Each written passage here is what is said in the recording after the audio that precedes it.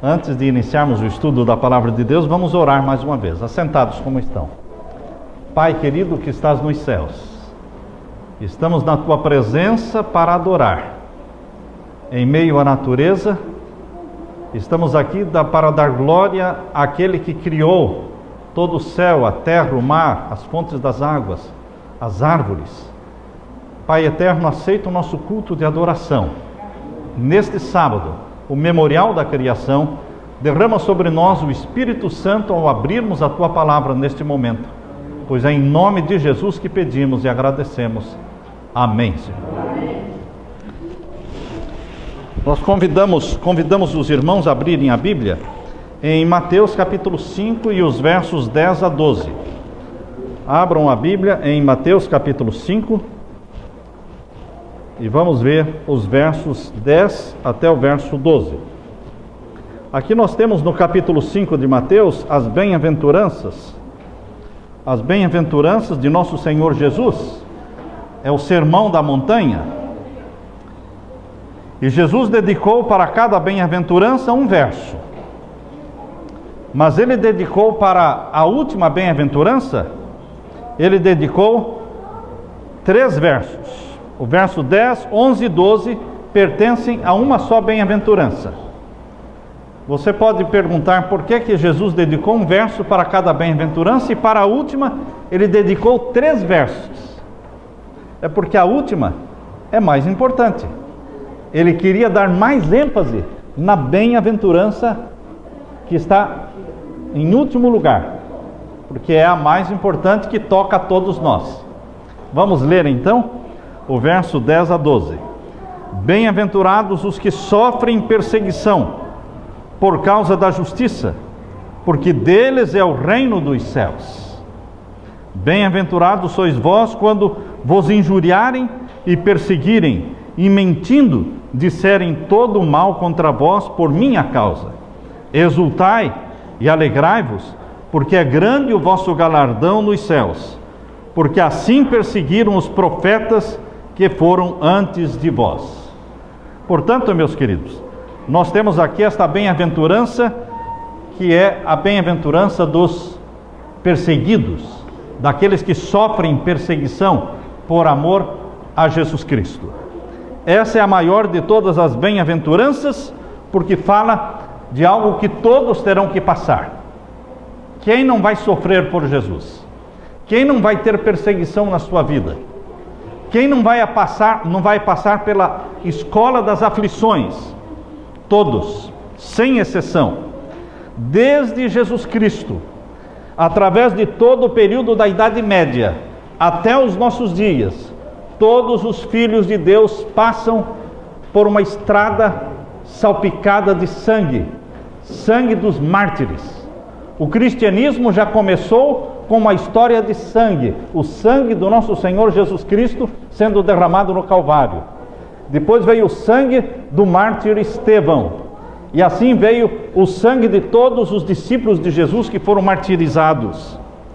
Assim também será nos últimos dias. Nós também vamos ter a nossa experiência, nosso batismo de sangue. Quero que você leia agora em Marcos capítulo 10, verso 39. Marcos capítulo 10 e o verso 39. Marcos capítulo 10 e o verso 39. E eles lhe disseram: podemos. Jesus, porém, lhes disse: em verdade, vós bebereis o cálice que eu beber, e sereis batizados com o batismo com que eu sou batizado. Mas assentar-se à minha direita ou à minha esquerda não me pertence a mim concedê-lo, mas isso é para aqueles a quem está reservado. Quando Jesus falou estas palavras, foi exatamente quando pediram para que, a mãe de Tiago e João pediram para que eles se assentassem ao lado de Jesus, no reino de Deus. E Jesus disse: vocês poderão me assentar, vocês poderão beber do cálice e serem batizados pelo batismo que eu serei batizado, que era o batismo de sangue. Vocês podem ver isso no verso anterior, não é? Vamos ver aqui a partir do capítulo 10, verso 37, verso 37. Concede-nos que na tua glória nos assentemos, um à tua direita e outro à tua esquerda. Mas Jesus lhes disse: não sabeis o que pedis. Podeis vós beber o cálice que eu bebo? E serem batizados com o batismo com que eu sou batizado? Aqui Jesus não está falando do batismo das águas, está falando do batismo de sangue.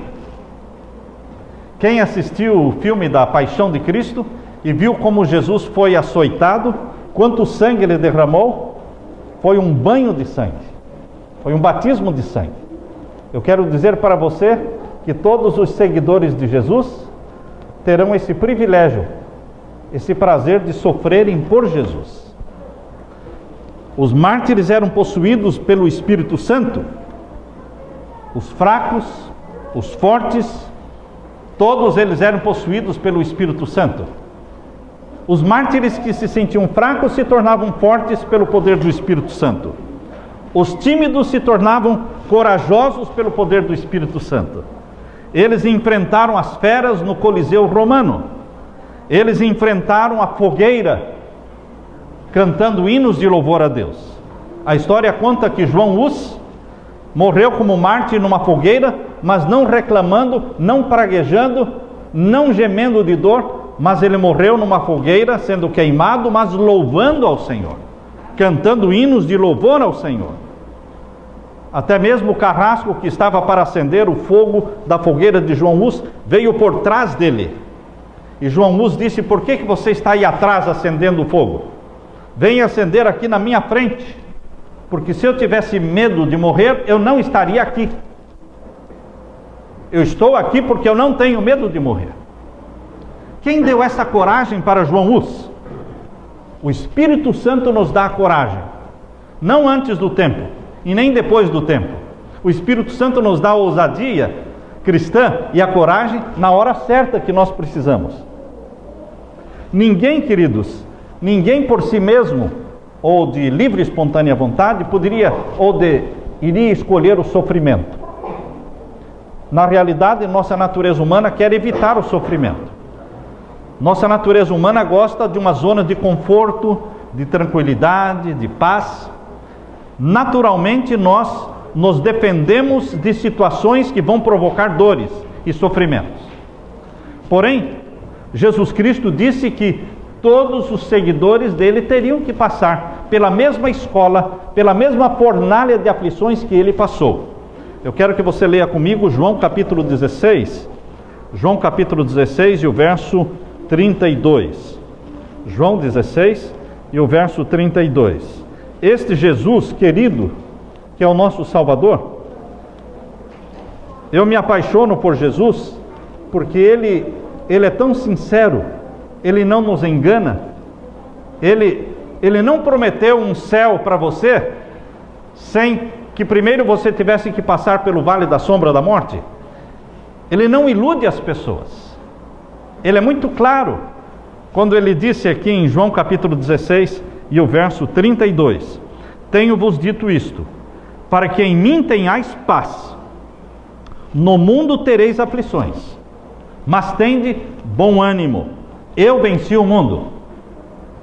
Jesus não está iludindo você, dizendo não, a sua vida vai ser um céu azul, a sua vida vai ser colorida, a sua vida não vai ter espinhos. Jesus está dizendo, vocês vão passar por aflições, mas tende bom ânimo, porque eu venci. E quando Jesus diz, eu venci o mundo, Ele está dizendo, vocês também vencerão. Porque a vitória de Jesus é nossa vitória. O Pai de nosso Senhor Jesus Cristo não o deixou sozinho na hora do sofrimento, não o abandonou. Também Deus não nos abandonará. A palavra de Deus diz no capítulo 16, não é? Capítulo João 16, verso 33, tenho-vos dito isto, para que em mim tenhais paz. Deus nos dá paz no meio da aflição, no meio da perseguição. Que consolo, meus queridos, para você e para mim, saber que Jesus nos dará paz na hora da provação, da perseguição, comunicará ânimo, dará coragem, e por isso nós não precisamos sofrer por antecipação. O que é sofrer por antecipação? Quando nós estamos sofrendo pelo amanhã. Jesus disse: basta cada dia o seu próprio mal. Não comece a sofrer antecipado. Viva cada dia como um dia pleno na presença de Jesus. E deixe que o amanhã cuidará de si mesmo. Jesus não prometeu aos seus seguidores um reino neste mundo, mas um reino no céu. O reino deste mundo não pertence a Deus, não pertence a Jesus, mas pertence ao príncipe deste mundo, que é Satanás. E o nosso reino não é daqui. Jesus disse: meu reino não é daqui. E às vezes nós, como filhos de Deus, vivemos como se o nosso reino fosse aqui. Deus permite que coisas desagradáveis aconteçam na sua vida para desgostá-lo. Deus permite que sofrimentos, traições de amigos, de familiares aconteçam na sua vida e que você tenha perdas neste mundo, porque assim você vai se desapegando do mundo, você vai ficando desiludido com a terra, desiludido com esse mundo, e você começa a almejar o céu, a sonhar com o céu, querer o céu. E é neste ponto que Deus deseja que você e eu cheguemos: a almejar o céu, sonhar com o céu, pensarmos no céu e vivemos nesta terra simplesmente para fazer a vontade de Deus, preparando um povo para a volta de Jesus, mas não plantando raízes aqui neste mundo, porque o nosso reino não é aqui. Jesus não prometeu vida de conforto. Ele nos deu o exemplo vivendo uma vida sem luxo, uma vida simples. João Batista viveu uma vida simples. O reformador que preparou o caminho para Jesus, o seu vestuário era simples, o seu alimento era simples. Jesus, da mesma forma, viveu vida simples. Queridos, Jesus nos deu o exemplo. O Pai Celestial não tirou o cálice amargo da boca de Jesus. Lembram-se Jesus que por 3 vezes foi orar e pedir ao Pai: se possível, passe de mim esse cálice. A mão do Pai estava segurando o cálice amargo para que o filho bebesse. E o filho estava dizendo: Pai, passa de mim, se possível, se for da tua vontade, esse cálice. Com mãos trêmulas, Jesus teve que beber o cálice amargo da morte.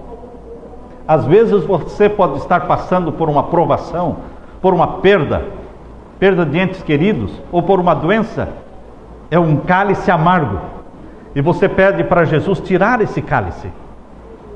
Mas é Ele quem está segurando o cálice na sua boca para que você o beba.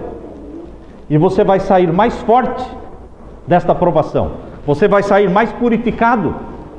Você vai sair como um ouro purificado no fogo. Eu tenho uma experiência própria aqui na minha família. Quão sensível era minha esposa antes do câncer que ela teve. Isso aconteceu 7 ou 8 anos atrás. Ela teve um câncer. Ela era muito sensível. Ficou desesperada quando soube do câncer. Mas como ela se tornou forte, muito mais forte, depois do câncer. E ela costuma dizer que o câncer a curou de si mesma. Ela diz: o câncer me curou de mim mesma. Porque hoje ela é forte, destemida, corajosa, não tem medo da morte, sonha com o céu. Por isso, queridos, a Bíblia permite que você passe pelo vale da sombra da morte. Se você pensa que não vai passar, você está iludido. O salmista Davi diz: ainda que eu passe pelo vale da sombra da morte. Todos nós vamos passar. Todos vamos chegar em situações em que nós chamamos de becos sem saída. E agora, Senhor, o que eu faço? Perdi o emprego. Não tenho dinheiro para pagar o aluguel. O que eu vou fazer? Qual é a saída? Momentos em que você não encontra saída na frente, nem atrás, nem dos lados. A única saída é para cima. Clamar a Deus: tem misericórdia de mim. E a mão de Deus chega até você. E lhe dá a vitória. E você, de cada provação, cada fornalha que você passa, você sai mais purificado. Um ouro mais puro, brilhando mais por Jesus. Sozinhos? Nunca. Abandonados? Jamais. Não podemos crer e descansar. Aliás, nós podemos crer e descansar em cada palavra que saiu da boca de Deus. No livro O Maior Discurso de Cristo, na página 34, no livro O Maior Discurso de Cristo, página 34, nós lemos este pensamento: o amor de Jesus torna doce os sofrimentos. Sofrimento não é doce, é amargo, dói. Mas aqui está dizendo que o amor de Jesus torna doce os sofrimentos. Quando você se lembra que está preso por amor de Jesus, esta prisão tem outro sabor. Quando você se lembra que está sendo caluniado ou perseguido por amor a Jesus, então esta perseguição tem outro sentido. Não é porque você agiu mal, não é porque você roubou que está preso, mas porque você é fiel a Jesus. E você dá glória. E mesmo dentro de uma prisão, ali brilha a luz de nosso Senhor Jesus Cristo. E você tem contato com os anjos. Você canta hinos, como Paulo cantava hinos dentro da prisão. No livro Maior Discurso de Cristo, na página 15, diz assim que as provações da vida são obreiras de Deus. Deus está trabalhando na sua vida através das provações, para remover do nosso caráter impurezas e arestas.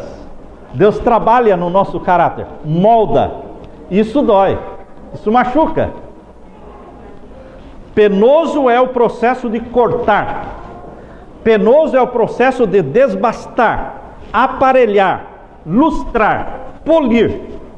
É molesto estar por força sob a ação da pedra do polimento, mas a pedra é depois apresentada pronta para ocupar seu lugar no templo celestial. Maior Discurso de Cristo, página 15. Vocês já pegaram uma concha e já por acaso descobriram dentro desta concha uma pérola? Lembre-se que esta pérola que se forma dentro da concha, ela era simplesmente um grãozinho de areia. A princípio era um grãozinho de areia que começou a machucar a ostra. Começou a machucar, e ela foi se criando em volta daquele grãozinho de areia, uma camada e 2 camadas e 3 camadas, e foi formando o que? A pérola. A areia na concha da ostra produz pérola. Quão linda e brilhante é a pérola. Um cristão com um caráter que brilha, um cristão com um caráter semelhante ao de Jesus, não acontece do dia para a noite. Você se torna cristão hoje, é batizado e você já tem o caráter de Jesus? Não tem. Seu caráter ainda é o velho. Você só vai desenvolver o caráter de Cristo pouco a pouco, na comunhão diária, no processo da santificação, na morte do próprio eu, diariamente. O caráter de Cristo vai sendo desenvolvido, impresso em você, comunicado a você através do Espírito Santo. Em Jeremias capítulo 3, verso 33, irmãos. Jeremias 3 e o verso 33. Abra sua Bíblia. Veja o que Deus está nos falando através do profeta Jeremias, capítulo 3 e o verso 33. Que nós lemos: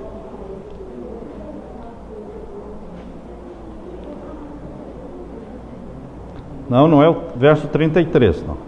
É o verso que diz: Deus não aflige nem entristece de bom grado aos filhos dos homens. Não deve ser, não é o capítulo 3. Mas o texto é este: que Deus não aflige nem entristece de bom grado aos filhos dos homens.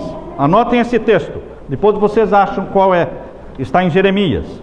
Quando Deus permite que nos sobrevenham provações, irmãos, quando Deus permite aflições, Ele tem um propósito santo. Deus tem propósito santo. O mal, o sofrimento na vida dos filhos de Deus não acontece por acaso. Em tudo que Deus permite na minha e na sua vida, existe um propósito santo, sagrado, elevado, um propósito superior. Em Hebreus capítulo 12, verso 10, Hebreus capítulo 12, verso 10, nós lemos de Jesus. Vamos ver lá em Hebreus capítulo 12 e o verso 10. Abra a sua Bíblia. Hebreus 12, verso 10. Porque aqueles, na verdade, por um pouco de tempo, nos corrigiam como bem lhes parecia. Mas este, falando de Deus, para nosso proveito, nos corrige, para sermos participantes da sua santidade. Por que que Deus nos disciplina? Por que que Deus usa a vara? Por que que Deus nos corrige? Para sermos participantes da sua santidade. Nós não somos bastardos, nós não somos órfãos, nós temos um pai que nos corrige, um pai que nos disciplina com amor. E nós nos sentimos amados na correção. Meninos e meninas que vivem na rua sem pai, sem mãe, ninguém os corrige. Mas eles também não se sentem como que pertencendo a alguém, amados por alguém. Quando você é corrigido e disciplinado é porque você pertence a alguém. Alguém que se interessa por você. Por isso o corrige. Por isso o disciplina. Os pais que amam os filhos, corrigem os filhos. Ensinam os filhos a ouvirem não, a assimilarem os golpes da vida. Presta atenção no texto que eu encontrei do Espírito de Profecia, na meditação matinal, com o título da meditação matinal é Nossa Alta Vocação. Na página 321, encontrei esse texto que eu quero ler para vocês. Nossa Alta Vocação, página 321. Nosso Pai Celeste mede e pesa todas as provas antes de permitir que elas sobrevenham ao crente. Vamos repetir isso aqui? Nosso Pai Celeste mede e pesa toda a prova antes de permitir que ela sobrevenha ao crente. Nada acontece por acaso na sua vida e na minha vida. Então, quando as coisas ruins acontecerem, em vez de você praguejar, em vez de você murmurar, reclamar, você dê glória a Deus dizendo: eu não entendo, Senhor, por que está acontecendo tudo isso, mas eu pertenço a Ti, eu Te adoro, eu sou Teu, usa-me da forma como o Senhor quiser, aonde o Senhor quiser e quando o Senhor quiser. E ainda na Nossa Alta Vocação, página 321, continua dizendo: Deus considera as circunstâncias e a força daquele que há de estar sob a experiência e provação de Deus, e jamais permite que as tentações sejam maiores que a capacidade da resistência. Eu estou sendo esmagado pela provação. Não, Deus não esmaga ninguém. Deus permite provações que Ele sabe que você pode suportar com a graça dEle. É óbvio, sem a graça de Deus nós não podemos nada. Mas com a graça de Deus, José pôde ser traído pelos irmãos sem se revoltar. Pela graça de Deus, José pôde ser caluniado pela mulher de Potifar sem se revoltar. Pela graça de Deus, ele pôde ser preso e ficou pelo menos uns 12 anos na cadeia, injustamente, sem se tornar um revoltado da vida. Ele estava esperando em Deus, e a hora de Deus chegou. E Deus mostrou, colocando-o como governador no Egito. Queridos, antes da glória, vem o quê? A humilhação. Por isso, enquanto estivermos atravessando o vale da humilhação, não vamos nos desesperar, nem desanimar, mas entender que a glorificação vai chegar. Na volta de Jesus, todos seremos glorificados. E ao olharmos para trás e vermos o vale da sombra da morte pelo qual passamos, nós vamos dizer: foi muito fácil chegar no céu. Todos vão falar: foi muito fácil. As provações que estamos tendo hoje parecerão aos nossos olhos, quando estivermos no céu, como nada. Como nada. Hoje nós estamos nos afogando em copo d'água. E quando chegarmos no céu, nós vamos olhar para trás e falar: Senhor, foi muito fácil chegar ao céu. Não me custou nada. Vamos abrir a Bíblia em 1 Coríntios capítulo 10, verso 13. Primeira carta de Paulo aos Coríntios, capítulo 10 e o verso 13. Primeira carta de Paulo aos Coríntios, capítulo 10 e o verso 13. Aqui nós lemos: não veio sobre vós tentação senão humana, mas fiel é Deus, que vos não deixará tentar acima do que podeis, antes com a tentação dará também o escape, para que a possais suportar. Para que este verso seja verdadeiro, você crê no verso que nós acabamos de ler? Não veio sobre vós tentação senão humana, mas fiel é Deus, que vos não deixará tentar acima do quê? Para que Deus não deixe você ser tentado acima do que você pode, o que é que Deus tem que fazer? Tem que vigiar, medir e pesar cada aprovação antes de liberar a aprovação. Ele mede e pesa.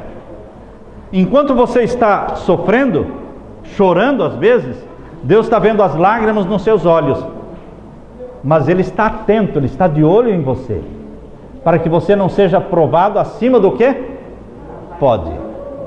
No momento mais difícil da vida de Jesus, lembram-se vocês a hora mais dura e difícil na vida de Jesus, quando Ele disse: Deus meu, por que me desamparaste?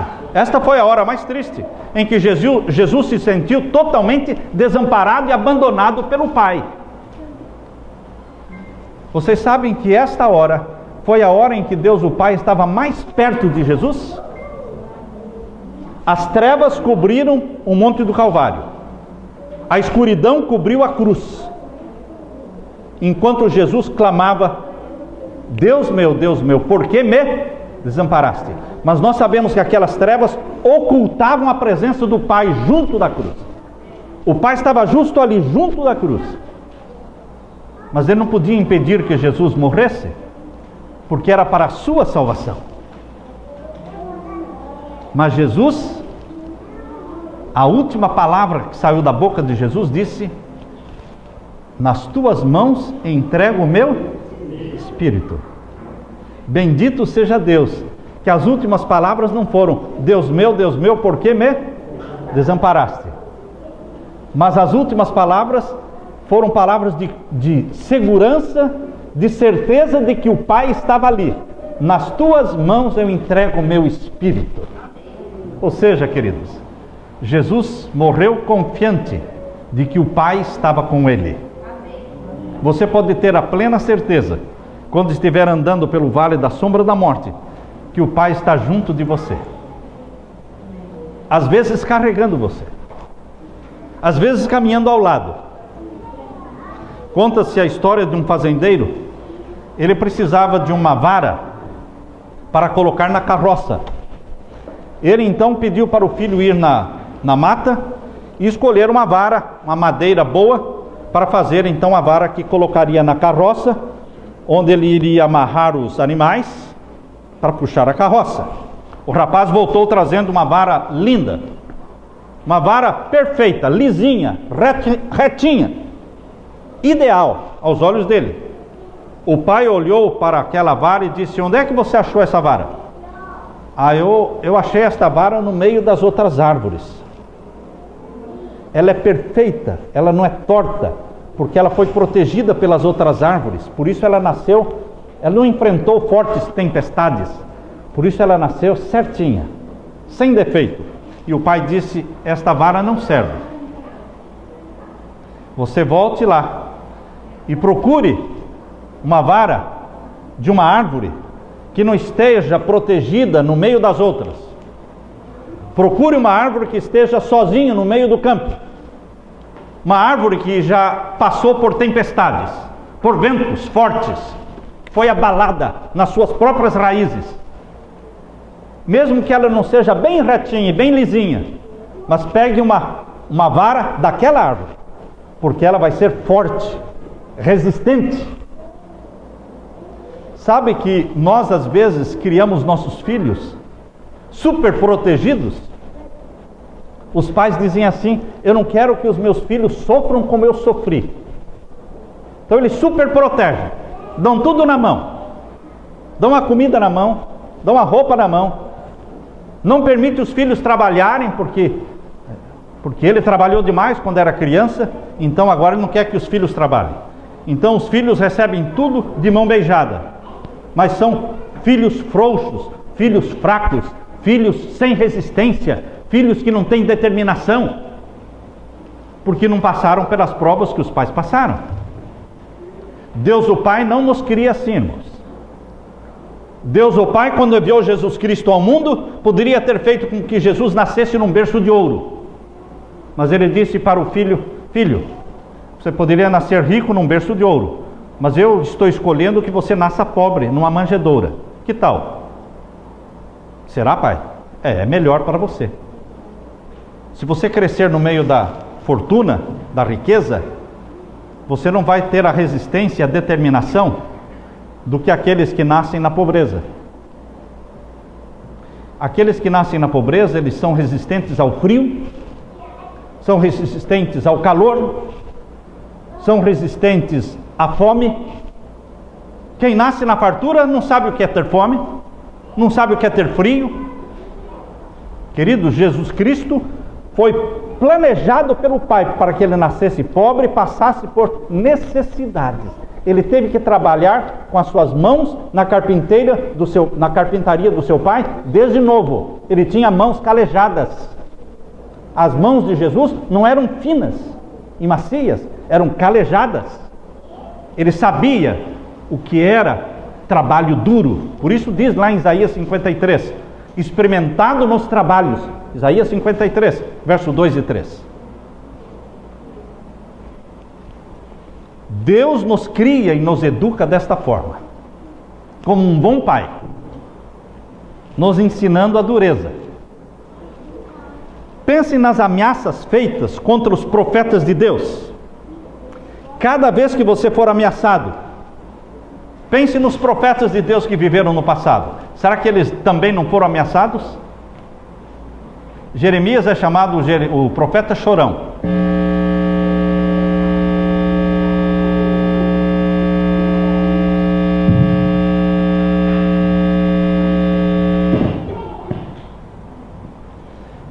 Jeremias é chamado o profeta chorão. Por quê? Será que ele era chorão porque gostava de chorar? Ou porque ele sofreu muito? Ele sofreu muito. Queridos, nós choramos. Eu não tenho vergonha de chorar. Eu choro. Mas Deus enxuga as nossas lágrimas. Jesus chorou. Jeremias chorou. Os filhos de Deus passam por um banho de lágrimas. Elias e Eliseu foram muito escarnecidos e rejeitados. Jeremias foi odiado pelos príncipes de Judá, a ponto de o jogarem num poço lamacento e o sustentarem com pão e com água somente. O próprio Isaías, esse profeta que escreveu este verso lindo de Isaías 43, eu quero ler para vocês. O profeta que escreveu estas palavras lindas, ele foi cerrado no meio. Morrer sendo cerrado no meio não é nada agradável, não é, irmãos? Essa foi a morte de Isaías. Mas este profeta que tanto sofreu, ele escreveu Isaías 43, versos 1 a 3. Ele disse: mas agora assim diz o Senhor que te criou, ó Jacó, e que te formou, ó Israel: não temas, porque eu te remi, chamei-te pelo teu nome, tu és meu. Quando passares pelas águas, estarei contigo, e quando pelos rios, eles não te submergirão. Quando passares pelo fogo, não te queimarás, nem a chama arderá em ti, porque eu sou o Senhor teu Deus, o Santo de Israel, o teu Salvador.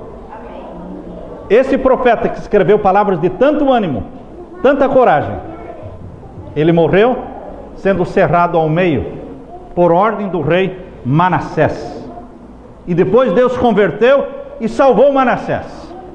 Eu fico pensando no céu, quando Isaías estiver no céu, andando e passeando, de repente ele vai encontrar um dia Manassés lá no céu. A reação de Isaías quando olhar para Manassés vai ser correr. Porque ele sabe que Manassés foi quem o mandou matar. Vai ser um choque quando ele se encontrar com Manassés. Mas a graça do nosso Senhor Jesus salvou Isaías e salvou o assassino de Isaías. Os dois vão estar no céu. Isso é graça, irmãos. A graça divina. Paulo, a Bíblia diz que foi o apóstolo mais perseguido, o que mais sofreu. Não se compara o que Paulo sofreu com o que Pedro, com o que João, com o que o Tiago sofreram. Paulo sofreu muito mais que todos eles. Só Jesus sofreu mais do que Paulo. Só Jesus. Paulo, ele foi açoitado, apedrejado, sofreu naufrágio, foi picado por uma víbora, foi preso inúmeras vezes. Leia comigo agora a segunda carta aos Coríntios, capítulo 11. Segunda carta de Paulo aos Coríntios, capítulo 11. Vamos ver os versos 23 a 27. Segunda carta de Paulo aos Coríntios, capítulo 11, versos 23 a 27. São ministros de Cristo? Paulo falando. Falo como fora de mim, eu ainda mais. Em trabalhos, muito mais. Em açoites, mais do que eles. Em prisões, muito mais. Em perigo de morte, muitas vezes. Paulo está dizendo que ele sofreu mais do que os outros discípulos de Jesus. Verso 24, aliás. Recebi dos judeus 5 quarentenas de açoites, menos um. 5 quarentenas? Quarentena é 40, não é? 5 quarentenas seria 200? Menos um? 199? Para matar. Isso é para matar. Foi o que ele sofreu. O que mais? 3 vezes fui açoitado com varas. Uma vez fui apedrejado. Lembram quando ele foi apedrejado e o deixaram morto no chão? Pararam de jogar pedra, porque para todo mundo ele já estava morto. Ele estava enterrado debaixo das pedras. E os inimigos foram embora. E os amigos vieram depois e começaram a tirar as pedras para pegar o corpo e enterrar. E quando pegaram o corpo dele para enterrar, perceberam que ainda ele estava respirando, ainda estava vivo. Queridos, veja o quanto ele foi apedrejado. E o que mais? 3 vezes sofri naufrágio. Não foi um naufrágio, foram 3 naufrágios. E o que mais? Uma noite e um dia passei no abismo. Eu acho que isso aí foi no fundo da água. Não sei em que abismo ele está se referindo. Algum lugar escuro que ele passou uma noite e um dia. Em viagens, muitas vezes, em perigos de rios, em perigos de salteadores, em perigos da minha nação, em perigos dos gentios, em perigos na cidade, em perigos no deserto, em perigos no mar, em perigos entre os falsos irmãos. Já existiam falsos irmãos naquele tempo, tem falsos irmãos hoje ainda, infelizmente. Em trabalhos e fadiga, em vigílias muitas vezes, em fome e em sede, em jejum muitas vezes, em frio e nudez. Queridos, este é o apóstolo Paulo. Ele morreu, finalmente, em Roma, decapitado. Morreu decapitado no tempo do rei Nero. Ele está esperando a volta de Jesus. Ele está esperando a voz de Jesus que dirá: filhos de Deus, ressurjam, porque o vosso Pai vos chama. As aflições são nossos melhores educadores. Podemos ver mais longe através de uma lágrima do que através de um telescópio. Posso repetir esse pensamento? As aflições são nossos melhores educadores. Podemos ver mais longe através das lágrimas do que através de um telescópio. Somente à noite as estrelas brilham. Os verdadeiros filhos de Deus aparecem na hora da perseguição. Quando temos liberdade religiosa, quando é fácil guardar o sábado, quando é fácil vir para a igreja, com portas abertas, ninguém está apedrejando a igreja, ninguém está levando para a cadeia aqueles que vêm adorar a Deus no sábado, tudo é mais fácil. Mas quando a perseguição vier, quando o decreto dominical chegar, e nós estaremos correndo risco de vida por guardar o santo dia do Senhor, então as estrelas verdadeiras brilharão nesta hora escura da perseguição. Disse Phillips Brooks, ele escreveu: não orem por uma vida fácil, orem para serem homens e mulheres fortes. Não ore por uma vida fácil. Ah, Senhor, me dê conforto, me dê uma vida gostosa, uma vida aprazível. Não ore por isso. Ore para ser forte em Jesus. O evangelista Spurgeon disse: o Senhor tira os seus melhores soldados lá dos altiplanos da aflição. As feridas abertas em nossa alma são portas abertas por onde Deus opera. Deus age em cada ferida. Com muito acerto, alguém disse que a vida cristã é como o mostrador de um relógio. A vida cristã é como o mostrador de um relógio. Você tem um ponteiro pequeno marcando a hora, e você tem um ponteiro grande marcando os minutos, e um ponteiro maior marcando os segundos. A nossa vida como cristãos é parecida com o mostrador de um relógio. O relógio, o ponteiro pequeno que marca as horas, vai devagar. Vai devagar. Assim, o ponteiro pequeno representa as provações pelas quais nós vamos passar. Mas para o ponteiro pequeno, que marca as provações, existe um ponteiro grande que marca os segundos, que representa o tic-tac da misericórdia divina. Esse tic-tac da misericórdia divina, ele age com muito maior frequência do que o ponteiro pequeno. Em outras palavras, a misericórdia de Deus é muito maior na sua vida do que as provações. Alguém disse assim, que Deus me dá as provações numa colherzinha de chá, e Deus me dá bênçãos numa concha. Deus nos dá bênçãos em uma concha. Deus, cada tic-tac desse ponteirinho pequeno, Deus está dizendo: não te deixarei, nem te desamparei. Não te deixarei, nem te desampararei. Cada segundo Deus repete esta promessa. A mão que humilha é a mão que nos ergue quando caímos. O caráter é uma árvore que precisa ser continuamente podada. O seu caráter e o meu é uma árvore que tem que estar sendo podada sempre. Mas lembre-se que a mão que nos permite cair é a mesma mão que vai nos levantar quando caímos. Tempos virão, queridos irmãos, quando contemplaremos o passado e olharemos o passado cheios de gratidão pelas experiências que tivemos. E um poeta colocou de uma forma poética as palavras, dizendo: está chovendo, pequena flor, com a chuva deves te alegrar. Muito sol te murcharia, o sol te tornará a brilhar. O céu está muito escuro, é verdade, mas pouco além resplandece do azul a claridade. Estás oprimido, terno coração, em meio à dor deves ter prazer.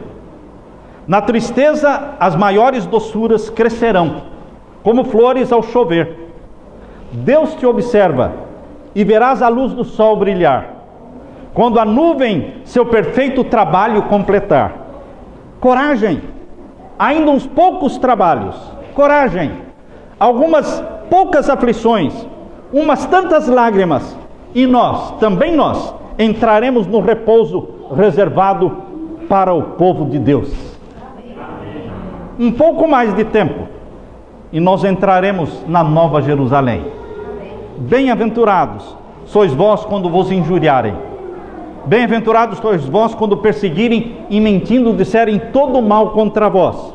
Exultai e alegrai-vos, porque é grande o vosso galardão nos céus. Amém, irmãos? Amém. Que a graça de Jesus esteja com vocês. Amém. Louvado seja o Senhor.